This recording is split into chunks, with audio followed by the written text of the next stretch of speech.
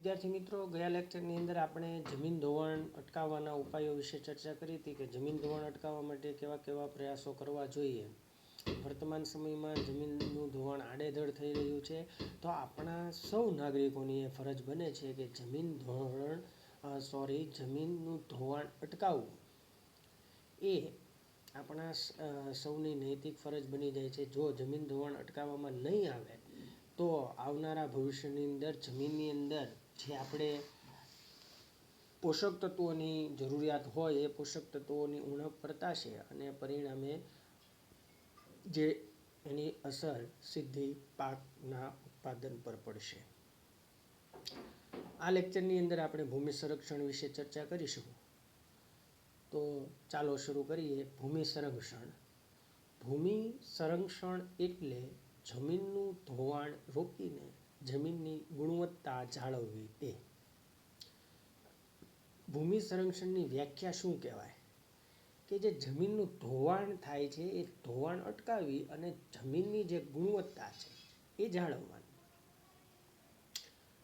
જમીન સંરક્ષણનો સીધો સંબંધ માટી કણોને પોતાની મૂળ જગ્યાએ જાળવી રાખવા સાથે છે. જમીન સંરક્ષણનો સીધો સંબંધ શું છે? કે જે માટીની અંદર જે કણ છે એ કણને માટી સાથે જોડાયેલા રાખવા, એને પોતાની મૂળ જગ્યાએ જાળવી રાખવા સાથે છે. કારણ કે જો કોઈ પણ વસ્તુની અંદર જો માટી કણ છે એ માટી કણ પોતાના મૂળ સ્વરૂપમાં હોવા જોઈએ અને પોતાની મૂળ જગ્યાએ હોવા જોઈએ. જો એમાં ફેરફાર થાય તો જમીનની અંદર રહેલા પોષક તત્વો છે એની ઉણપ વર્તાય અને પાણીની વધારે પડતી માત્રાથી મોટા ભાગે એમ કહી શકાય કે જમીનનું ધોવાણ થતું હોય છે. ઘણીવાર અતિવૃષ્ટિના કારણે પણ જમીનનું ધોવાણ થઈ જાય છે. અને જમીનનું ધોવાણ થવું એટલે શું? કે જમીનની સાથે એટલે કે માટીના કણો જે હોય એ પોતાના મૂળ સ્વરૂપમાં હોવા જોઈએ, એની બદલે એ છૂટા પડી જાય છે. પરિણામે જમીનમાં રહેલા પોષક તત્વોની ઉણપ વર્તાય છે. દુનિયામાં વિવિધ જગ્યાએ જે તે સ્થાન અને સમસ્યાને અનુરૂપ ઉપાયો પ્રયોજવામાં એમ કહેવાય કે દુનિયાની અંદર જે વિવિધ જગ્યાએ જે તે સ્થાન અને સમસ્યા હોય એને અનુરૂપ ઉપાયો પ્રયોજવા જોઈએ. અહીંયા આપણી સામે બે દ્રશ્યો મૂકેલા છે કે ઢોળાવ પરથી ઝડપથી વહે છે. શું? સપાટી પરથી વહેતું પાણી. આ એક સામે આપણી સામે દ્રશ્ય છે ને ઢોળાવ, એટલે કે ઢોળાવ પરથી પાણી ઝડપથી વહે છે. તો બીજામાં ઢોળાવ પર કરેલ સમોચ્ચ ક્યારીઓમાં રોકાતું પાણી, જે સમોચ્ચય પાડેલા હોય, 3 અહીંયા એવા આપણે લીટા દેખાય છે, એમાં મોટા ભાગનું પાણી તેમાં સંગ્રહાય છે કારણ કે એ 3 સમોચ્ચય પાડેલા છે. ત્યાર પછીના દ્રશ્યમાં શું કીધું? કે ઝડપથી વહેલું પાણી જમીનમાં ખૂબ જ ઓછું ઉતરે છે. જે ઝડપથી વહેતી જાય, વહી જતું હોય પાણી, એટલે કે પાણીની ગતિ વધારે હોય તો પાણી છે એ જમીનની અંદર ઉતરતું નથી. પાણીની ગતિ મધ્યમ હોવી જોઈએ. અને ચોથામાં કીધું કે ઢોળાવ પર રોકેલું પાણી ધીમે ધીમે જમીનમાં ઉતરીને ભૂગર્ભ જળ સ્તરને ઊંચું લાવે. ઢોળાવ પરનું પાણી જે હોય એ જમીનની અંદર ઉતરી અને ધીરે ધીરે ઉતરે છે અને પરિણામ શું આવે? તો કે પરિણામે જે ભૂગર્ભ જળની સપાટી છે, આપણે વિદ્યાર્થી મિત્રો અત્યારે ડાર ગાળીએ તો એમ કહેવાતું કે આજથી 50-100 વર્ષ પહેલાં આપણે 50 ફૂટ અંદાજે પાણી મળી જતું. અત્યારે આ જમીનના ભૂગર્ભ જળનું સ્તર ઘણું બધું ઊંડું જતું રહ્યું છે, એટલે ઘણું બધું ખોદકામ કરાવવું પડે છે ત્યારે આપણને પાણી મળે છે. તો અહીંયા આપણી સામે એ 4 પ્રકારના દ્રશ્યો આપણે જોયા અને સમજ્યા. પાણીની ગતિ વાળું પાણી, ધીમે ધીમે રોકાતું પાણી, ઝડપથી વહી જતું પાણી અને જમીનની અંદર ઉતરતું પાણી. જો ભૂમિનું સંરક્ષણ ન થાય તો તેનાથી પૂરની શક્યતાઓ વધતા જાનમાલની સલામતીના જોખમ ઊભા થાય છે. હવે ભૂમિ સંરક્ષણ ન થાય તો શું થાય? તો કે તેનાથી પૂરની શક્યતાઓ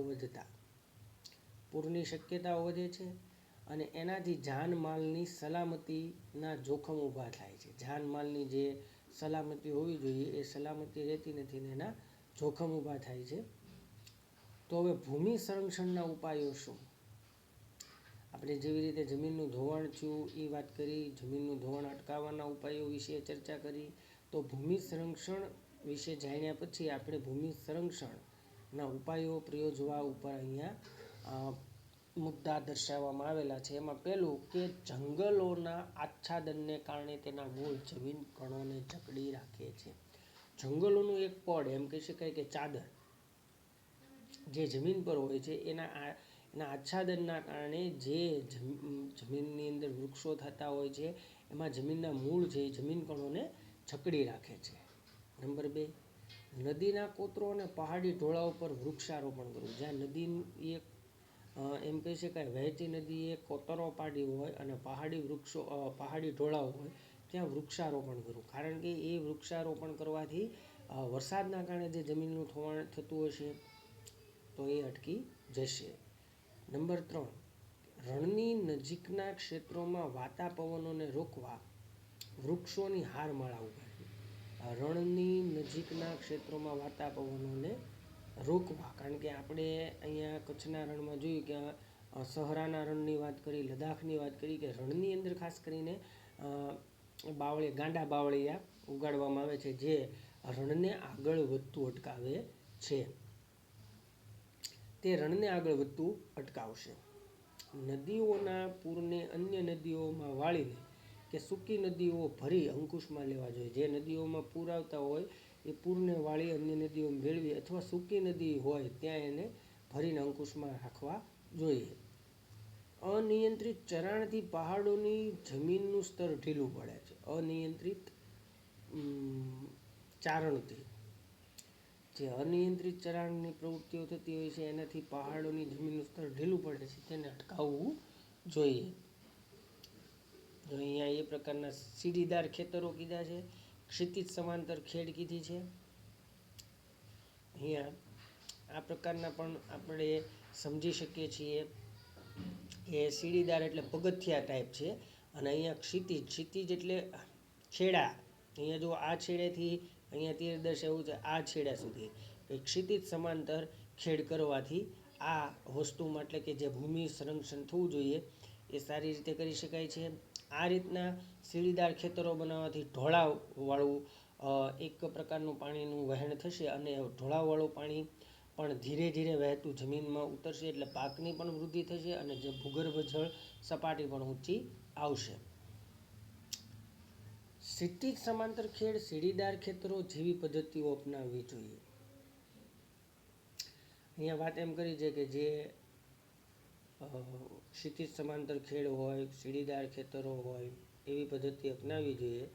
ફળદ્રુપતા ગુમાવી બેઠેલી જમીનમાં પુનઃ સેન્દ્રિય પદાર્થોનું ઉમેરણ કરવું જોઈએ. જે જમીન એમ કહી શકાય કે ફળદ્રુપતા ગુમાવી બેઠી છે એની અંદર સેન્દ્રિય ખાતરનો કે સેન્દ્રિય પદાર્થનું ઉમેરણ કરવું.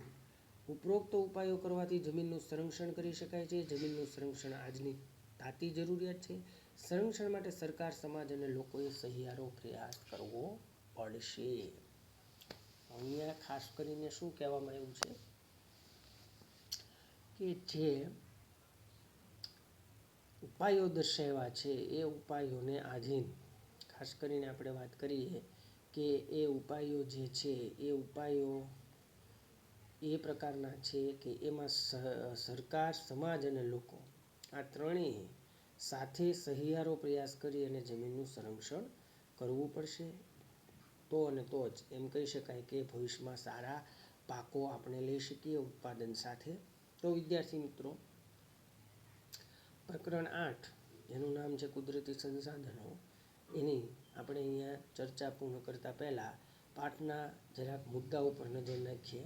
તો એમાં આપણે જુદી જુદી એમ કહી શકાય કે જમીનો વિશે વાત કરી, જમીનોના પ્રકારો વિશે વાત કરી. જમીન એક સંસાધન ગણવામાં આવે છે જે ઈશ્વર દત્ત હોય છે, કારણ કે જમીન માનવ બનાવતો નથી. કુદરતી સંસાધન અને ખાસ કરીને જમીન ઉપર જે આપણી એમ કહી શકાય કે દરેક પ્રવૃત્તિઓ શક્ય બની છે, પછી એ આર્થિક હોય કે અન્ય કોઈ હોય. અને જમીન છે તો એ જમીનનો ટુકડો છે એમાં વધારો થશે નહીં, પણ માનવ વસ્તીમાં વધારો થશે. એટલે માનવોની વસ્તી વધતા જમીનોની માંગ વધશે. જ્યારે જમીનનો જે પુરવઠો છે એ યથાવત રહેશે પણ એની સામે એની માંગ પુષ્કળ પ્રમાણમાં રહેશે. એટલે કહેવાનો અહીંયા તાત્પર્ય એ છે કે જમીન જેટલી આપણી પાસે ઉપલબ્ધ છે એનો આપણે વિવેકપૂર્વક ઉપયોગ કરવો જોઈએ. જો ખેતી કરતા હોય તો જમીનની અંદર અવારનવાર આપણે સેન્દ્રિય ખાતરનો ઉપયોગ કરવો જોઈએ. કારણ કે વર્તમાન સમયની અંદર દરેક ખેડૂત પોતાના ખેતરમાં પાકની ઝડપથી વૃદ્ધિ થાય એ માટે રાસાયણિક ખાતરનો ઉપયોગ કરે છે. તો રાસાયણિક ખાતરની અંદર વિદ્યાર્થી મિત્રો એવો છે કે પાકની વૃદ્ધિ ઝડપથી થાય છે, પણ એના કારણે જમીનની અંદર રહેલા પોષક તત્વોની સંખ્યા ઘટતી જાય છે. જ્યારે સેન્દ્રિય ખાતર એવું છે કે એ પાકની વૃદ્ધિ ઝડપથી નહીં કરી શકે, ધીમી ગતિએ કરશે, પણ જમીનની અંદર જે પોષક તત્વો હોય એ પોષક તત્વોની ઉણપ વર્તાવા દેશે નહીં. તો આમ અહીંયા ખાસ આપણે એ વાત સમજવા જેવી છે કે વર્તમાન સમયમાં જમીનની જે માંગ છે એમાંય ખેતીલાયક જમીન જે છે, જમીનોના પ્રકાર વિશે આપણે વાત કરી, જમીનનું ધોવાણ અટકાવવા વિશે વાત કરી, ભૂમિ સંરક્ષણ વિશે વાત કરી, ભૂમિ સંરક્ષણ કઈ રીતે કરવું એના ઉપાયો વિશે વાત કરી. આમ જોઈએ તો અહીંયા આપણે વિવિધ મુદ્દાઓની ચર્ચા વિગતે કરી છે. તો આ પરથી એમ કહી શકાય કે વર્તમાન સમયમાં એમાંય ખાસ કરીને આપણો દેશ જ્યારે ખેતી પ્રધાન દેશનું એમ કહી શકાય કે લેબલ ધરાવે છે, એક આપણી ઉપર એવું લેબલ છે કે ભારત એ ખેતી પ્રધાન દેશ છે. પછી ખેતી પ્રધાન દેશની અંદર એવું હોય કે ભારતની જે વસ્તી છે ખાસ કરીને 70% પણ વધારે વસ્તી ખેતીમાંથી રોજીરોટી મેળવે છે. ત્યારે જમીન એ અને ખેતી એ બંને ખૂબ મહત્ત્વની બાબતો બની જાય છે. તો દર વર્ષે ખાસ કરીને ખેડૂતો દ્વારા જે પ્રયાસો કરવામાં આવે છે, કારણ કે ભારતનો ખેડૂત એ ખૂબ જ ખંતીલો અને મહેનતુ છે. એટલા માટે એમ કહી શકાય કે અહીંયા જમીનનું રક્ષણ કરવા માટે સરકારે એકલા પ્રયાસો કરવાની જરૂર છે જ, પણ સરકારને સાથ આપવા માટે સમાજ અને લોકોએ પણ જાગૃત થવું જોઈએ. તો અહીંયા આપણે આ પ્રકરણને પૂર્ણ કરીએ છીએ. આશા રાખું છું કે આની અંદર જે આપણે અભ્યાસ કર્યો જે તે મુદ્દાનો એ મુદ્દાને તમે સારી રીતે સમજ્યા હશો, એનું દૃઢીકરણ પણ સારી રીતે કરશું. એ જ અપેક્ષા સાથે વિરમું છું. Thank you very much.